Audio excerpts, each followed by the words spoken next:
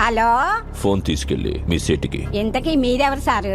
నేను ఆయనకి తెలుసు, అర్జెంట్ అని చెప్పు. పేరు చెప్పకుండా ఫోన్ ఇస్తే మా సేటు కోపడతారు. ఏయ్, బాయ్ నుంచి ఫోన్ అని చెప్పు. ఎవరికి బాయి?